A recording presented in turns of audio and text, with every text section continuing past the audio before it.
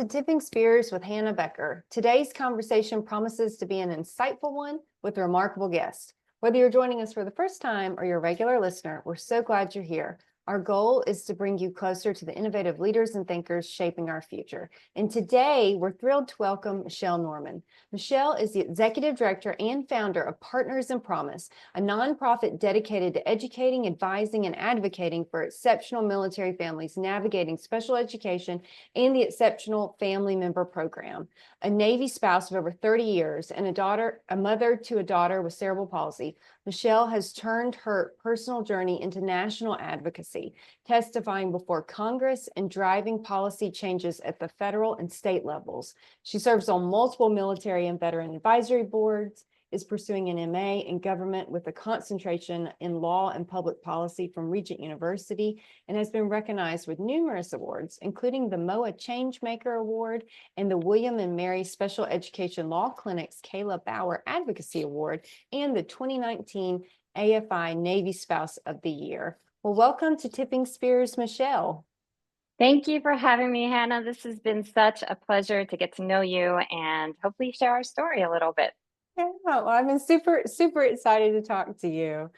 So can you start us off today by just kind of telling us where your story begins? Oh, goodness. So my story begins, I think, for this podcast, talking about being a Navy military spouse. And that was over 30 years ago that my husband and I married. You know, we met in college at the University of Texas at Austin, Hook 'em Horns for anyone out there. And we're both engineers. And it was our senior year that he decided he wanted to go fly. And we both did not come from military backgrounds. I had no idea what that entailed, but sure enough, he was able to get in through the Navy's AOCS program, and we married, you know, pretty quickly after he's finished his flight training program, and off we went into this wonderful military adventure. We lived all over. We've been overseas in Japan, East Coast, West Coast, tiny rural towns to urban towns. We made a lot of great friends along the way. That's one of the wonderful things about this military community is that you have friends wherever you go. And as a military spouse, you know, of course, we know how to pivot. So, you know, being an engineer, that was really tough initially as we started to move around and where to find jobs. I was fortunate to get a job within the Navy as an environmental engineer. And I was able to keep that up through 2 or 3 different duty stations. And then, you know, our lives changed in 2003 with the birth of my first daughter. And it changed our lives. It really did. And she's such a gift. You know, we had prayed so much for her for so long. So it was just absolutely amazing. But it was also very challenging because she was a preemie and born at 27 weeks.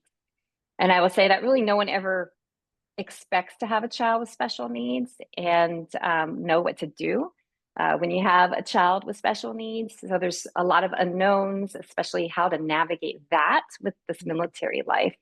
And there's also a little bit of a grieving piece as well to those, especially with your first child not really knowing what to do. But I am a big believer that everything happens for a reason. And this is why we're here today, is because of my daughter and the inspiration that she has brought to us and many other military families. And I hope to talk a little bit more about that and how it became Partners in Promise. Well, I love your description of military life being an adventure, because it's certainly That's a great way to say it, right? It's got a lot of pizzazz and excitement. We're not going to talk about all the negative parts of it. It's an adventure. It is an adventure. It is an adventure for the entire family. Very much so. Very much so. I mean, they do talk about children being resilient, right? Yeah. In this particular lifestyle. And I will say that, you know, yes, there are some children that are resilient, and then there are some that are not. It's not an easy road to go. Some kids do not do well. Moving around every couple of years, maybe are introverts, and so it's difficult to make friends. So we've made the most of it. And right now we have been kind of situated in the same place because of knowing the difficulties, and I think that's something that we don't talk a lot about is geo-batching and kind of having some stability for the family. But overall, before kids, we absolutely loved it and traveled the world. I'm looking forward to traveling again one day. Here you go. Yeah, it's Yeah. going to be great. So I know you came with an engineering background. What kind of prompted, your work in, military advocacy and nonprofit, leadership? How did that come about? That's a great question, because I think I'm also wondering, how did we get here, right? Like, how do you become an engineer and Mhm. then 20 something years later being in the nonprofit world as an advocate? And I never would have thought, but there are some similarities. And I would say that, engineers look at things in a problem solving way. Yeah. And some things to me look very black and white. And I already see like flow charts and Yeah. yes, no questions and how to solve things. And so I think there is some relationship there that made this a little bit easier for me. But why Partners in Promise? Why have a nonprofit? Because I think there was a need for it. There was definitely a gap for military families to go somewhere for support, who understood these challenges that these exceptional military families were going through as we move so very much. And a lot of emphasis in the past has been on the medical piece, and whether or not the DoD or DOW's, exceptional family member program is really helping and supporting those moves so that families can move wherever they need to go to meet the mission. No one was really looking at education. And so when we started off this whole adventure, my daughter spent a lot of time in the hospital. She spent a lot of time in therapies. There was a lot of work that had to be done, particularly in the first 5 years. That's when your brain does grow a lot. She has cerebral palsy from a brain bleed. We knew pretty quickly that we needed to make sure that she had her physical therapy, her OT, her speech therapy, you name it, she had it. Equitherapy, like anytime we get her on a horse, there's so many wonderful interventions out there that really can help these kids, get as much success as they can to become independent, to be able to walk, to be able to talk, to be able to eat independently. And so we did spend a lot of time on that, but it wasn't until, kindergarten, right? When we had to start school. I wasn't prepared. And I guess I was a little naive. I was very naive, actually, with what was needed for the special education piece. We were always very active parents, always interested in making sure that, all the supports and services need to be in place for my daughter. But I was unfamiliar with federal law of really what was determining what these supports and services were, the Individuals with Disabilities Education Act, which is IDEA. I went through the first 3 or 4 years of her elementary school not really knowing what my rights were, not really questioning anything. I think we were just actually trying to survive, really. Like, let's get through all these. Let's just, try to get her the next grade. Let's get her through the medical piece. Let's get her some friends. But I wasn't really in the know as I should have been. And then it was the last move that we had here to Virginia Beach, where things really soured pretty quickly.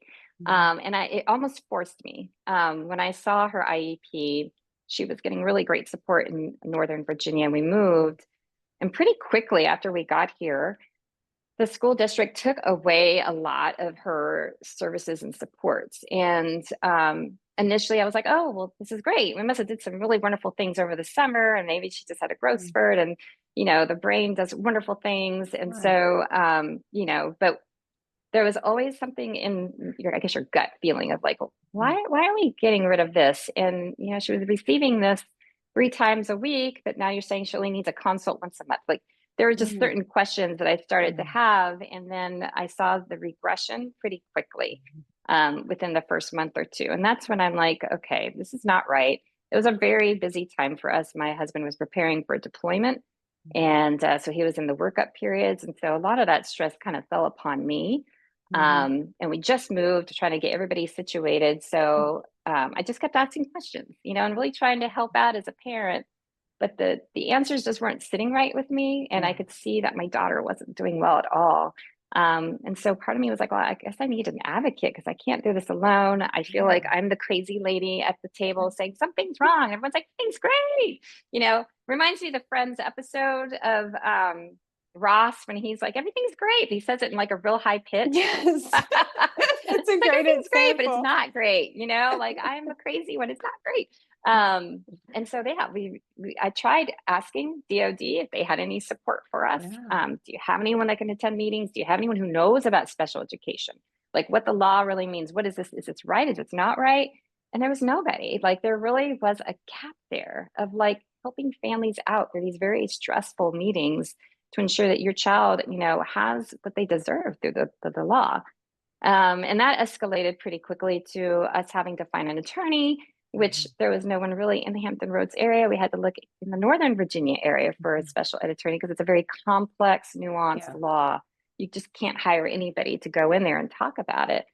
And that's when we started finding out that there were a lot of issues with the way that things were handled with her IEP, that there are a lot of violations happening. And that's when I started to do my research about what is going on here. And it really started a 6-year legal battle with our school district where we had to go to a due process hearing twice. It was we won each time. It was elevated to the district level. On an appeal, we still won. And so, it was a battle and it was traumatic. My daughter had to testify both times. Like it's just the things that you go through because what's right is difficult. And then I kept thinking, gosh, we're an officer family. How can our enlisted families do this? Like they can't. Like there's absolutely no way anyone should ever have to go through something like that. And that really became the premise of, well, let's talk to our civic. Let's do our civic duty. Let's talk to our, legislators. Let's say, obviously DOD has nothing here yet, but let's talk to our legislators. Let's tell them about our story. We got a little bit of traction there. And then when we elevated it up, a little bit to DC, I could see that finally, people are starting to understand how this is very difficult for families who move very often, and that it wasn't just us. I think there were other families that just weren't speaking up because it just felt like they were the only ones. They felt they're very alone. But through this advocacy, we'll talk about it later, we were able to really elevate it to those within the House and the Senate. And then change finally happened for EFMP. There was a lot of significant improvements from the 2021 NDAA. And so that kind of helped realize that, all right, we need to really fill this gap with an organization. And so that's where Partners in Promise came in. So Promise actually is an acronym and it's capitalized. I say that because not everyone capitalizes it, but it's basically protecting the rights of military children in special education. Promise. Oh, wow. And we are just here to ensure that we're protecting their rights, and not just in special ed, but in our disability communities, to ensure that they receive equal access to an education. Basically what your civilian children are getting, we would like to get that too. Making sure that their, education is delivered on a timely basis because we don't have a lot of time, and what we have found through our organization, which is really based on data. So that is for the very first thing we noticed, there's a lack of good data on what our experiences were as we move with a child with special needs. And we were able to do 3 surveys in a row annually and learned a lot of wonderful things that kind of helped us advocate more for change. One of them is that we found on average, it took about 4.5 months for our military families to get an IEP in place at that next duty station. That's all the service and support that they're supposed to have at that next duty station. What could that be, right? Like that big bus. It could be bus transportation. It could be a one-on-one aid. It could be a speech therapy or an occupational therapy, all the things that you came in from one school district to another one. Even though the law says within 30 days, you're supposed to have comparable services, we were finding that they're waiting 4.5 months. Is that acceptable? No. But, you're just trying to survive. So I don't think, families really had any way to make this a big deal. Yeah. Even though we all know it's a violation, it's just, you're moving again, maybe 8 months later. And so this Yeah. happens continually, so that our kids, unfortunately, are kind of falling through the cracks. And that's not what we want. If you're going to have to move, it should be like everybody else, getting those services in place. You don't need to have a reevaluation every time you move. You don't have to remove things. I think that's a source of contention for many of them. It's like, they were doing great, so why are we taking away these services? And so that really was the game changer of like getting that data that said these are where the problem spots are. And that's one of the number ones. And you mentioned the other one, which is the stigma, right, associated with being a part of EFMP, because a lot of people don't see how this is a value add to them, right? It's a lot of paperwork. They still end up maybe moving to areas that are not super supportive. And so they're trying to figure out, well, what's the point of EFMP? I know that perhaps the service member needs to go to Korea, maybe. So like for their career progression or whatever, people don't want to necessarily enroll because they don't want to split the family apart. And so I think that gets to be a challenge, right? Because you want the best for your child always. But I think some people just don't think that they can handle it on their own, and maybe they don't want everyone to be in their business or whatever it could be. But it's mandated. If there's a special need, both medical or educational, you have to enroll, because in the end, it's making sure you are going to a place that can meet your needs. And so, but stigma, career progression, whether or not it really helps is, those are all the things that our surveys have shown. And so we're just here to kind of enlighten everyone with our data, but then how do we make those changes with policy or with programming? That's where Partners in Promise comes in. We just want these families to be able to continue to serve. That's really it. Make it as easy as possible for them to move and be able to focus on the mission, so these families are taken care of and the service member can do what they need to do. It seems like a simple thing, but it is hard when you're thinking about all of the care that these dependents need. Well, it's so inspiring to hear how, you saw this gap and, you really moved forward, even, it was incredibly challenging on multiple fronts, to find a solution, which the solution, that you kind of, by increasing supports, just kind of with your own individual experience, you learned, the gaps that a lot of other people are encountering, and then organized to help them address this. It's really admirable, Michelle. And I think, just kind of as we were talking, I was thinking about how, like, when we're in those situations where, it feels like an incredibly challenging situation in our head, we're like, somebody ought to do something. But then you realize that, like, no one's going to, it's going to be you. And you've got 1,000 other things like deployments and war and a bunch of other stuff going on. Right. And it's like, I'm going to add this to my list. And it's just, I've been there, and I really admire your tenacity on doing that, because that is an extremely tall order. And on this side of things, with Partners in Promise, your willingness and commitment to that, we're seeing the massive impact that it's having across all branches, military families. And it's really inspiring. I know that was not an easy lift. And, and to be honest, it's not something that you had to do. You could have just fixed it for your family and then just been like, I am not thinking about this again. It's very admirable that you did that. And I appreciate that, because that happens a lot, right? Yeah. And I do not blame families at all Yeah. for doing what they need to do for themselves to get into a good place in life and not worry about everybody else. I totally understand that. A lot of times families will come to us who have been battling, a school district, and they're like, look, I was offered a settlement. Yeah. I can't talk about it. Happens a lot. I feel really bad about it. I'm like, look, I know you've been dealing with this for years. You got to do what you can do, like for yourself and your family first. If you have that bandwidth to continue on, great.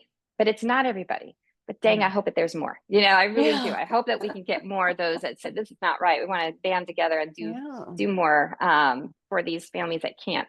But I get it. It's such a hard life being a caregiver, and then the sole sometimes, provider in a family when your Yeah. spouse is deployed, all of the beautiful things that come with just being a parent, but then also the additional needs of needing more support. And so it's a lot. I have a lot of silver hair now because of what we've been going through. Yeah. I wouldn't change it because, I feel like this was where I was supposed to be, Yeah. but I recognize it's a lot for families to kind of to go through. And like you said, it's filling in those gaps and making the changes. And it's hard in a bureaucratic organization such as the military or the Congress, right? As far as they've only heard it one way for so long. There are people who lobby for these things a certain way. And so when you are disruptive and come in with a different storyline, it takes a while, and it takes developing relationships, and it takes that trust also of like, okay, these are all military spouses who run this organization. They're all boots on the ground. We're in it. We're not talking from like being retired for 10, 15 years. We're it's our skin. We're in the game right now. And so I think that brings some credibility in addition to the data that we bring as well. Because I think, as a policy person, analysts, you want to see what the data looks like. And it can't be all qualitative. We do need to have the quantitative data to go with it too. So when we started up initially the Promise Act, it was basically like 7 different initiatives that we were looking at that we wanted to see be completed. And again, just receiving, services and supports quickly, having some legal representation available to these families in case they need it.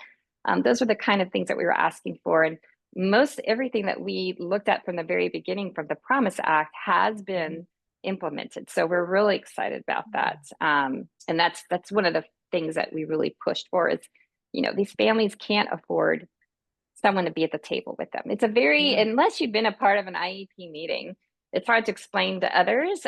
You've got some wonderful school employees that are sitting around a table, and then you, as really the most important person of the IEP meeting, other than your child, but the parent who knows their child the most. But it can be intimidating when you have a bunch of folks there who all have their laptops open. They all have some type of letters after their name. And they're telling you things that could be surprising, could not be surprising. So it's just an interesting dynamic of relationships that happen. And it can be overwhelming for families, particularly, let's say their child is, suspended or being kicked out for behavior. No one ever wants your child to be kicked out.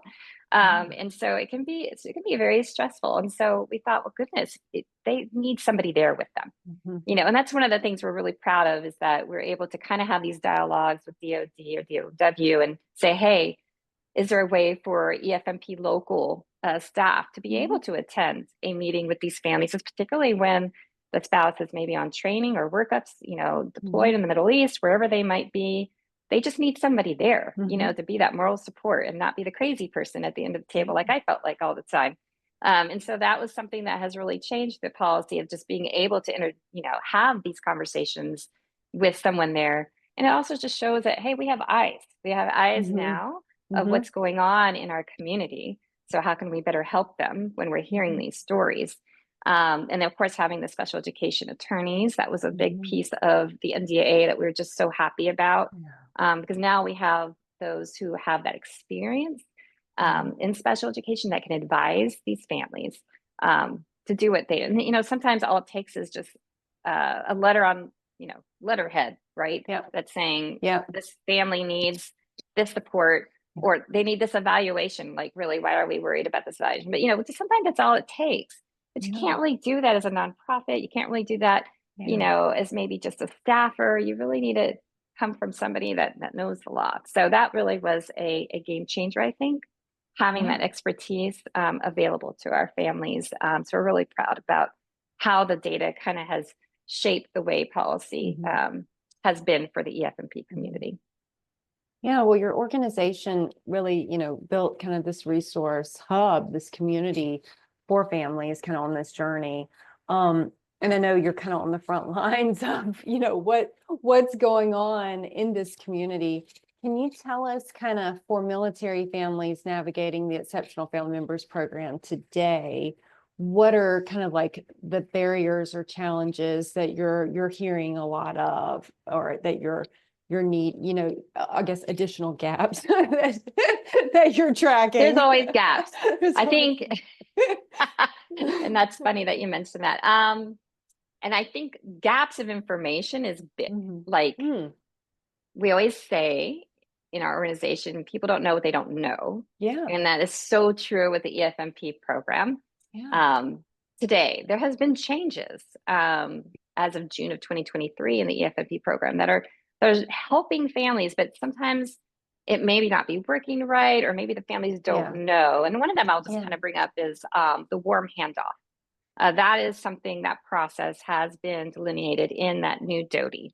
And the warm handoff basically says, hey, you're about to move.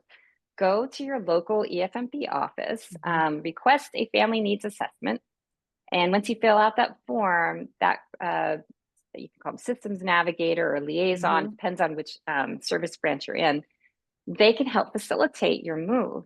Well, they'll do a warm handoff to the other EFMP liaison or service systems navigator and the gaming installation. So they can communicate now and say, okay, I've got this EFMP family, the Jones, they're coming out. They have 3 children. One is a level of need 4, or 3. That means they have, some needs that need to be taken care of. They may want to be, can we get them on the wait list for respite care? Can we get them on the wait list for accessible housing? Facilitate some of these things. And by the way, how does it look like for, developmental pediatrician appointments over there? Because I know they're going to need one soon. Tell me about, XYZ, whatever it is. And so there's an automatic travel of information that's happening both ways from the very beginning before they even go. But I think a lot of our families don't know this exists because it requires them to go into the EFMP office to ask for the family needs assessment. So those are some areas that we just kind of need to really hammer home with messaging of they're here to kind of help. We just got to make sure that these processes are actually working. And how do we, implement it better for families to benefit from it versus just, I've got to fill out more paperwork. So the more you understand, the better. And I do think there's some wonderful ideas that are being bounced around right now regarding the number of moves that families need to make. And I think that's a conversation that really needs to happen. Is there a way for somebody to maybe stay put longer in one location, but still have the career progression that they need? And maybe it is thinking outside the box a little bit. And perhaps some installations may grow a little bit because of that. But I think that, there's definitely some EFMP heavy locations already that are known to have that support for families. So maybe we need to kind of keep looking at that. I think some services may be a little bit easier to change in that way versus others that tend to move more quickly.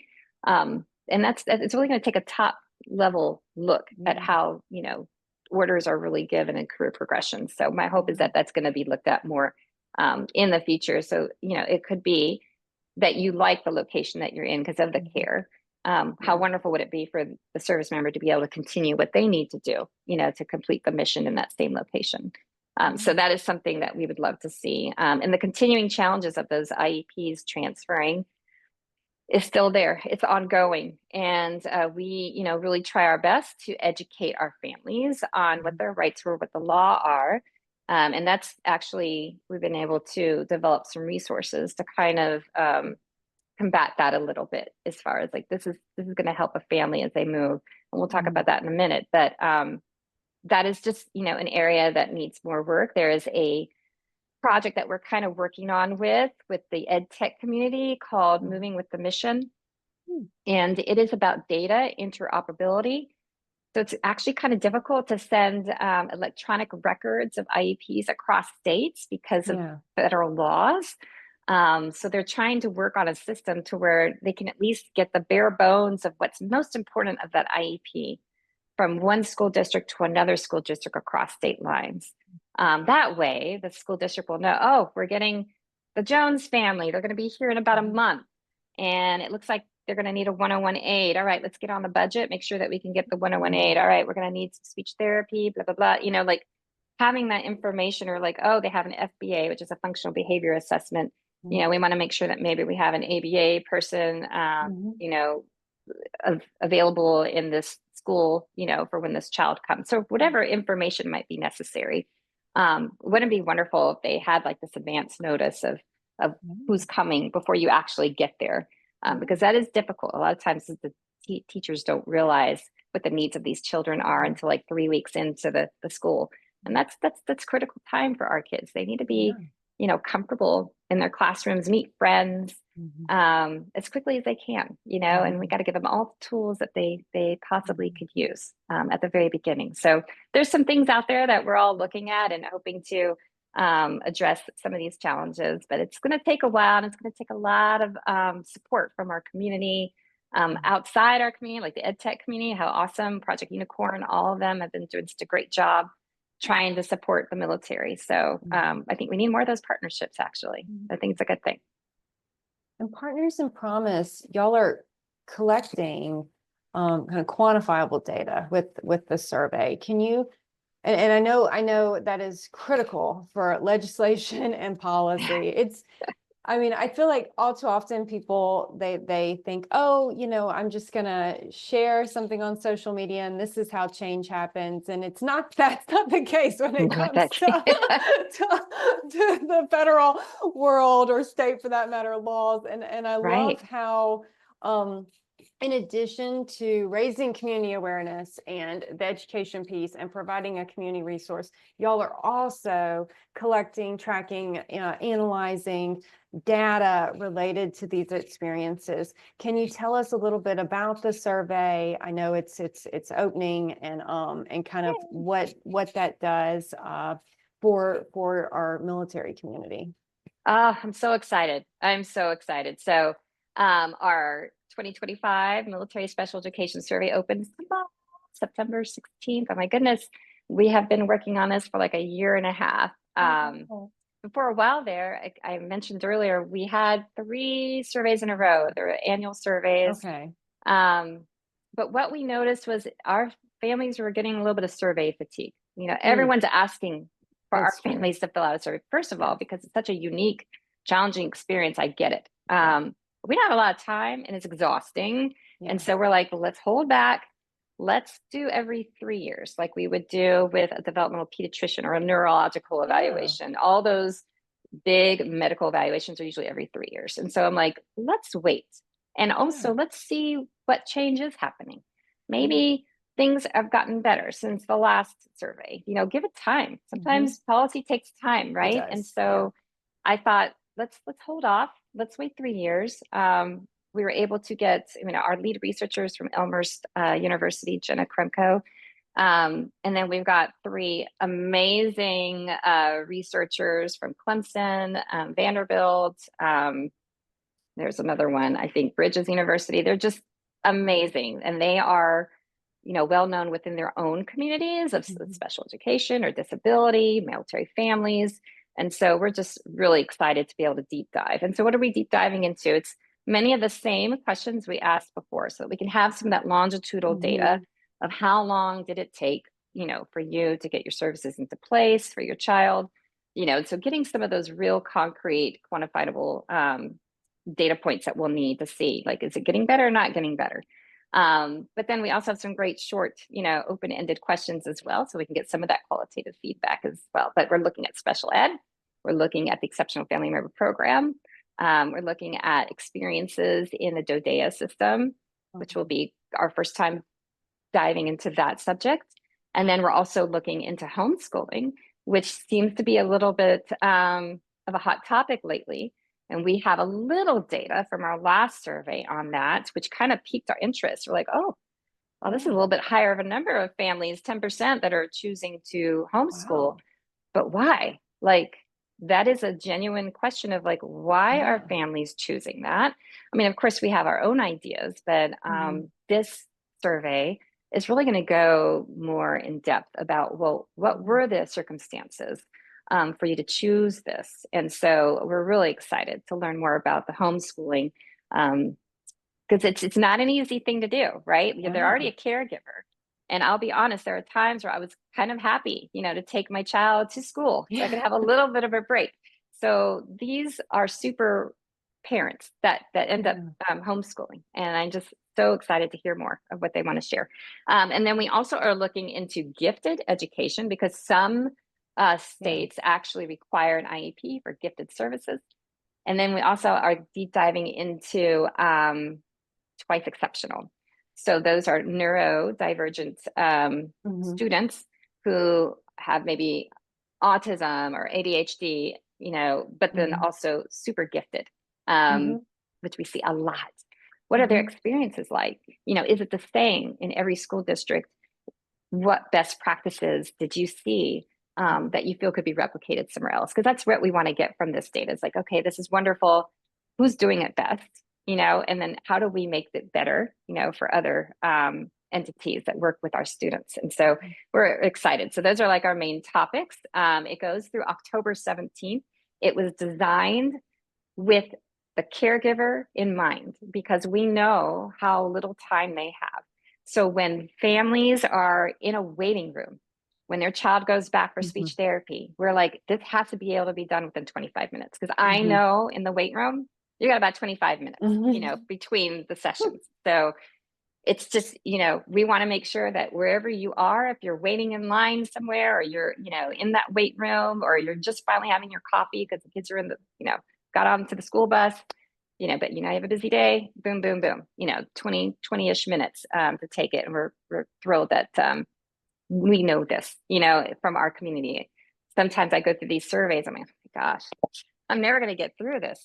Well, I just keep pressing the enter. But yeah, we understand. We just so value, these this data and these stories, these experiences. So fingers crossed we get a great sample size, even larger than our last one. And we'll just kind of go from there. And it kind of leads us to me talking about Promise 2026, which is going to be our first in-person conference next year, wow. February 25th. I know, we're very excited. And it's basically releasing the data results. Let's talk about what we found, and let's have the researchers speak about what they were surprised about or not surprised. What were the challenges?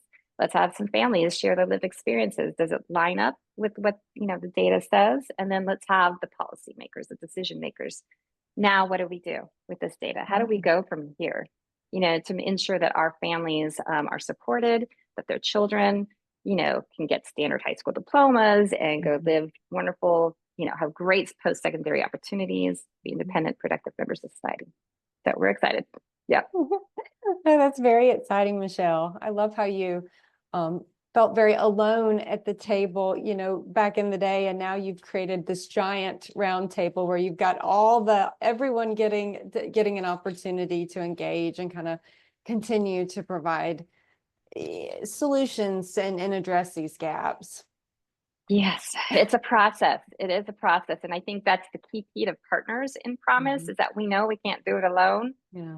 For a very long time, there was no one at the table for our voices. So we are feeling finally that we're sort of kind of getting a seat at the table, but we know it can't happen alone. And so the partners, the state's partners, the school partners, the DOD, DOW's partners, all of them, it takes a village, to care about these families and their experiences with education. So I'm really excited about this. So I know you've testified before Congress, which sounds like a big, scary thing to do. And I wanted to know kind of what that experience was like, and then also kind of what advice you'd have for military families, interested in driving change. Like, how did all that come about? What was it like being in the hot seat on that front? Oh my God. And I'm dying to know. I know. And it's like a whirlwind when I look back at it, like, what was I thinking? It was scary. And I didn't know enough about what the process was like. And so, because I was just kind of thrown into this, like I'm a research person, right? So I didn't really have a lot of time to research, what exactly do I need to be doing? So I had some really great mentors out there that kind of guided me a little bit on what I needed to do. Preparing a statement, that has to be under a certain amount of time, but then you can also have a written statement that could be, as long as you want it to be. And so I thought this is an awesome opportunity to get stories from other families. And so it was a very, hey, everybody send me your story if you're willing to share. And I'm going to put it all in one big PDF file. And it was really, really hard to do that. But I think it's good to have that in the record somewhere of what families were going through as an EFMP family. But it was definitely a scary thing. It's easier when you have friends on both sides. So there was, a colleague of mine on the left, and of course, some other nonprofit leaders on the right. And so I think all of us just didn't really know what to expect. But because my focus was special ed, I was able to not only share my story, but what we were seeing and what always having a solution or a recommendation is important. No one wants to hear people complain. I don't want to hear people complain. I'm like, okay, well, now what? What do we do now? And I think that's my advice, is that you really just need to know exactly what that problem is, and look at all the different solutions and which is the most viable one that's actually doable, by, something that can be an easier sell to those who are in the position to make that change. And so I think that was key to anyone's testimony, is just always having, this is the solution. This is how you do it. I think when you're in a position as a policymaker, that's what you want to hear.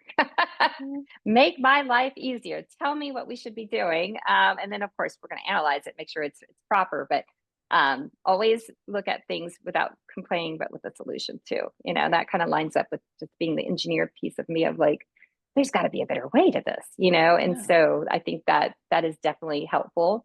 And then just becoming that subject matter expert is very important, because you want to make sure that they're coming to you at some point, right? To ask these questions. And so if you can somehow situate yourself as being that SME in that particular niched area that you're trying to make change in, that's really the place. And I will always say to people, I don't know if you need to find a nonprofit. It is a lot of work to create one. It's just a lot of work. Absolutely amazing. But is there anyone else doing the work that needs to be done? Because if there is, you might want to go ahead and come aside that organization and see if you can, support certain things. And it could be disappointing.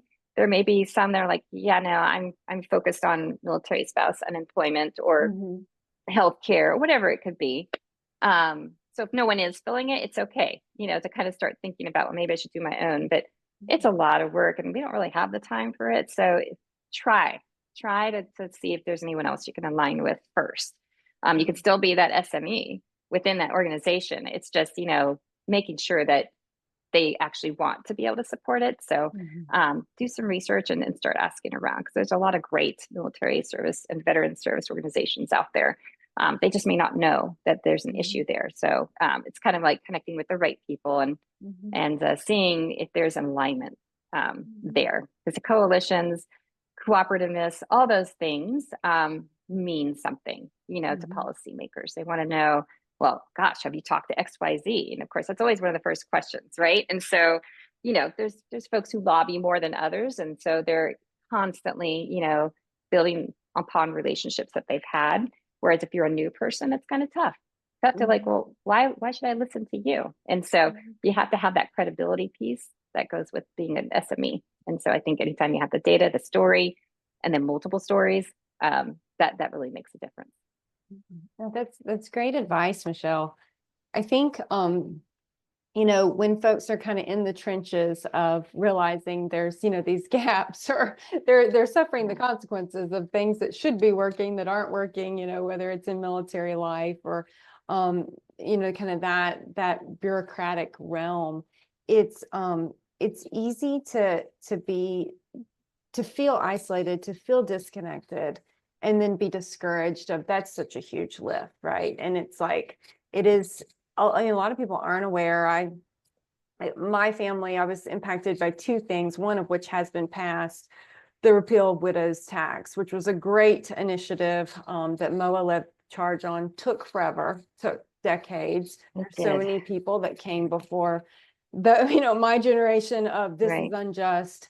And they didn't live to see, the benefits of it, but they're the Right. ones that started this. And then now my family's directly impacted by the offset of concurrent receipts. So the passage of the Major Richard Starr Act, which is another, lift. Yeah. And both of the founders, are the initiators of that act have passed away. And it's very discouraging in the moment. It's very discouraging when it's like, change at this level Yeah. takes time, and it takes a process, whether it's, you with the data analysis and reports that you're going to generate off your survey, to testifying before Congress, to taking the time to collect those stories, put them together as a written statement, submit that. That's on, that's in our national records. That process really does, it provides kind of the impetus that's needed to kind of get this across the finish line. And I think all too often, people get discouraged on what I now know. I mean, I was one of those people that got really discouraged, in the 30 days. I was like, I met with my congressman. Why isn't this passed yet? Right. No, that's It takes time, and just coalitions and partnerships like you're building. And I feel like people, maybe it's just kind of a lack of, which myself included, when I kind of found myself in the deep end on this stuff, was like lack of civic kind of education or awareness. yes. Like I didn't know. It's like everyone I would speak to about these two acts that we were trying to get passed, they agree with me that they need to be passed. But how do we get this in the NDAA? Who's funding it? Do we grandfather people in or not? This is like all those bottom line tough questions.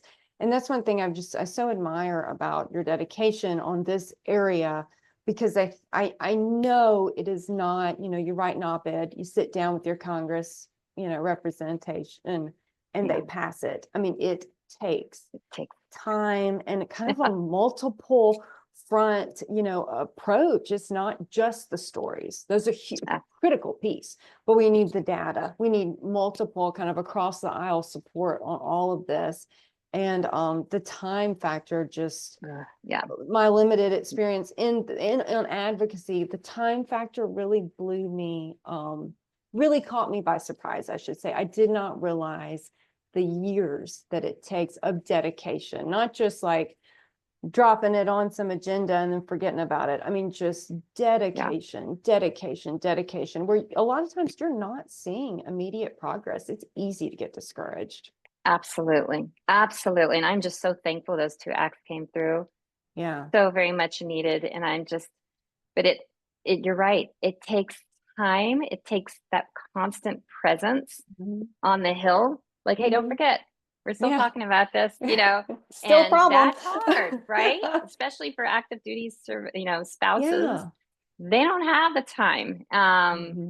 It's hard. It is really, really hard. I will say this too, as you were mentioning, the years, mentoring our young spouses is so important, because they are going to be in it hopefully for a long time. I'm on the upper end here, and I recognize that. And so I need to make sure that we have motivated younger military spouses, or those who want to support us, that are understand what the issues are and can speak to it, because you need to make sure that this has follow-up. As you said, you don't want folks to kind of like retire, move on, do their own thing, and then no one is there to take the torch and continue forward with it. And so again, just kind of really getting people, a variety of voices together, is going to help, versus just the same old voices. It has to be those who lived this life, and I understand, because that's why we really do put that emphasis on boots on the ground, because it may not be the same, as it was 5-10 years ago. So you can't keep talking about it. I think you have to be in it to really know it. And so it's just a long game, man. It is a long game, which is why I'm going back to school to figure out if there's a way to make it more efficient. I love that. It is what it is. But I'm so thankful for those who do. who end up really just seeing it all the way through. And because it's going to not just help them, maybe not even them, but the generations that come after them. Yeah. And that's the mindset you have to be in. This may not help my family, Yeah. but goodness, it's going to help, you know, all the other ones that are coming up behind us. And so that really is what drives, you know, because that's going to make us a better society in itself and a stronger military, strong families, strong military. It's really kind of easy, you know, in that respect. So, but yes, I'm thankful for your advocacy on that, because that was so, so huge. Obviously, we all know people who have benefited from those, the passage of those laws. And so I'm just really grateful that we take care of our own, as it should have been. So are there any resources that you found, you know, particularly useful in your journey with military advocacy? I know we've established that it can be a bumpy road. So resources, I have 3. First of all, you need to have mentorship. Find a senior spouse to help you navigate some of this, because it can be bumpy when you're working within the service branch. Even though you're not representing them, you're doing this on your own. It's just nice to have a little bit of support from someone who's a little bit more active at a senior level that can maybe guide you. And they also may help you with making sure that you get that credibility piece. Because sometimes there are young people with great ideas, but it's just, you know, they're going about it the wrong way. So having some kind of mentorship is really helpful. And I'm going to share 2 things, and I actually have them here beside me. This was my, I guess, quote unquote, Bible for a while. It's from Emotions to Advocacy. And it's written by Pam Wright and Pete Wright. And so he is one of the longest special ed advocates out there who really filled that niche, that gap of like information for families on how to navigate IEPs, you know, and special education. And he had just put so much good information in there. Again, when I was really naive and I was like, okay, something's off, I got the book and I'm flipping through the book going, oh my gosh, like what was I not thinking all these years? And then I started to think, oh my gosh, well, what about the year before and the year before? But I'm like, no, I got to focus on now. I'm not going to worry about the things I messed up before. And so I really recommend anyone who has a child with special needs, who's in special education, to get that book, because it really does help you understand how to communicate well with the teams on your child's behalf and how to be their most effective advocate. And so I think that's important. And the second thing is something that we offer for free on our website, and they're digital downloads, our special education and EFMP binder. And we put this together in 2023 based on the data that we received from our survey, where we saw where the knowledge gaps were. And so the way this is outlined is basically from the time of diagnosis, when you find out your child may have something, it's going to take you from that point all the way through graduation and beyond school, to even thinking about special needs trust, or what options there might be in colleges or voc, you know, technical colleges, those kind of things, or just getting a job. Those are the kind of things. It has, you know, sections on EFMP and TRICARE, of course. But it also starts when you PCS somewhere. You know, where's your important documentation? Because a lot of times in these meetings, you're getting stacks of legal documents and you just stuff them in the drawer and you don't even think about them. Like, those are legal documents. They need to be arranged, and it's going to help you advocate better. So I have, we have all sorts of great information in here, like with our table of contents, a checklist, things to consider before the meetings, how to write a letter, you know, to ask for evaluation or a certain assessment. It just really guides them through, you know, the whole IEP process, and areas to collect data. Next, we all love data. Through their progress reports. And it's just a way to be as organized as possible. It's like another tool in their toolbox, but you want to make sure you have a new one every school year. And it's just really helpful, I think, to make sure that they understand what their rights are as families. It just gives tips and tricks. Can you record a meeting in this state? Or, you know, can you, is it fair to like have a child suspended based on behavior due to their disability? So things like that, you know, where to go. Obviously, we have some resources at the end that are federal, DoD, service branch, and then even our partners out in town, our community, where you can go for support and help. And so it's a really fantastic binder. We offer one-on-one consults for free through Partners in Promise. And we always say, before you meet with us, download this binder, because it's going to really explain a lot of things I'm going to tell you about in the meeting. So you'll know where to go, like, oh, just told me that I can do this, and oh, it's on tab 4. It's really an amazing resource for families. And that's really what we need. It's just guidance on how to get through these things, and just, again, be that best advocate for your child. So I know, military life can be very, very demanding, demands from a lot of different fronts. And do you have any insights, for spouses who are kind of struggling along that, that journey? So I think we've all been there. Sometimes it's hard to even figure out, what is my role, like as a military spouse, as a parent. I think initially when we all get married, there is a little bit of that, like the identity crisis of like, what am I doing? Every time we would go home and talk to, family, everyone's like asking my spouse, well, what's it like to fly and land on a carrier, blah, blah, blah, blah, blah. And I'm like, I started a new job.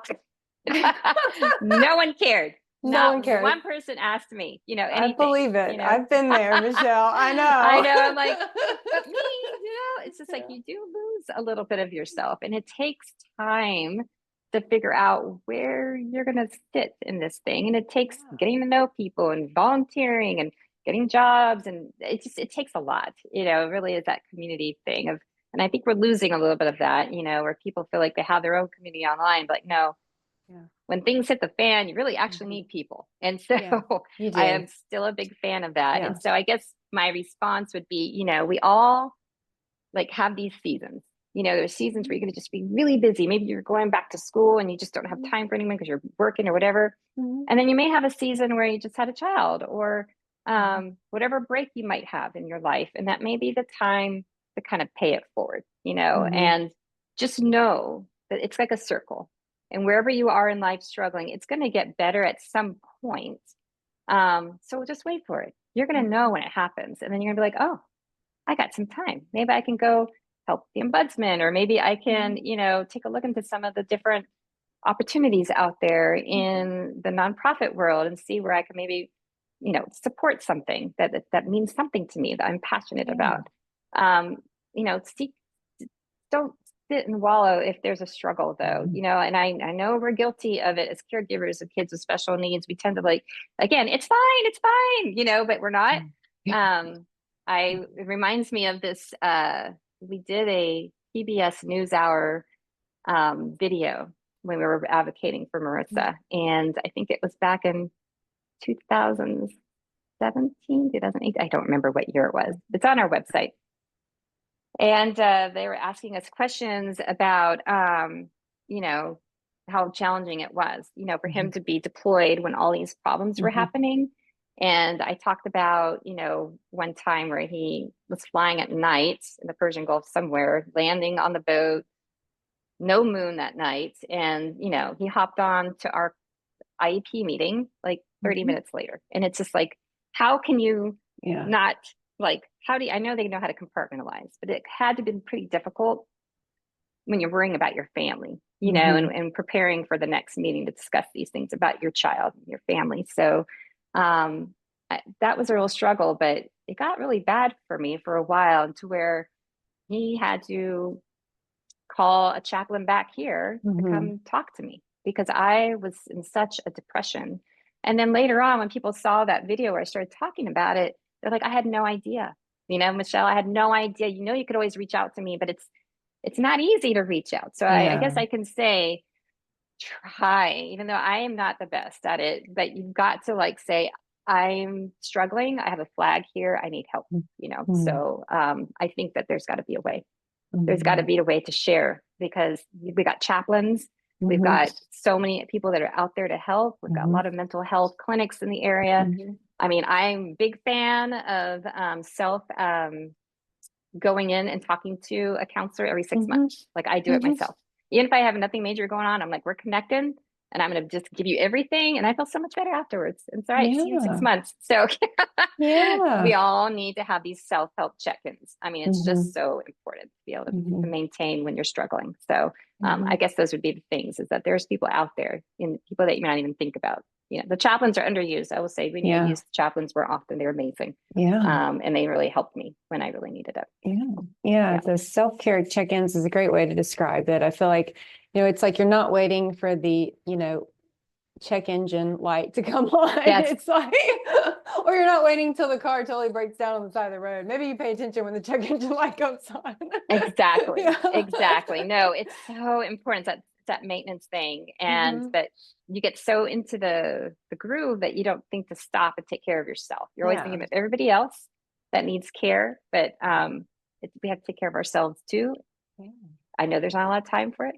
I remember respite care, like my provider would come over at maybe 7 p.m. and I would go to Target. I would get a Starbucks and I would just walk the aisle. Like that was my thing.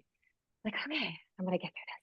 I might buy a couple things and then leave, so, Yeah. but it was whatever it was. It didn't have to be a big, like, oh, get a massage or get your Mhm. nails. No, it could be just small things, just to Mhm. kind of take care of yourself. So, Mhm. So 10 years from now, if you look into the future, what do you hope people will say about the progress made for military children, in this program, in this community, kind of related to the work y'all are doing with Partners in Promise? mm, wow, that's a great question. Mhm. I just want, first of all, for them to be recognized. I would Mhm. hope that when we talk about military kids, we're also thinking about our military kids with special needs. There's been a Mhm. lot of Mhm. policy and things that have happened before we got involved that didn't even acknowledge their existence. And Yeah. so I feel like we need to just make sure that they're a part of the conversation. And Yeah. again, the seat at the table kind of thing.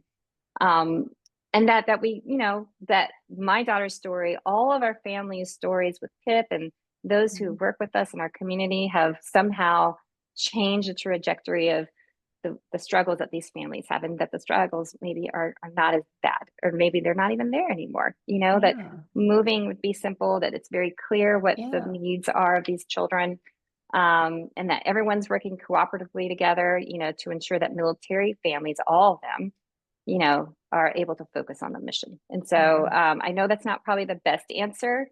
I don't want people to think of just PIP or whatever, but I want to think of it as our community. Yeah. Um, and that they're valued members also, even though they have, unique challenges, that Mhm. they're part of life. 1 in 4 Mhm. in our society have some type of disability. Mhm. 1 in 4, and I'm assuming that maybe that number will grow as we Mhm. live longer. And so, this is our life. This is our normal, right? So let's not look at people in a different way. I'm like, oh, well, they should be acting a certain way. Well, what is normal, right? Like maybe this has always been normal all the time. So I just think we just need to have a different view of it. And hopefully it becomes, I don't want to say normal again, but a normalized part of our discussion on how to take care of military families so that we can make them stronger and make our military stronger.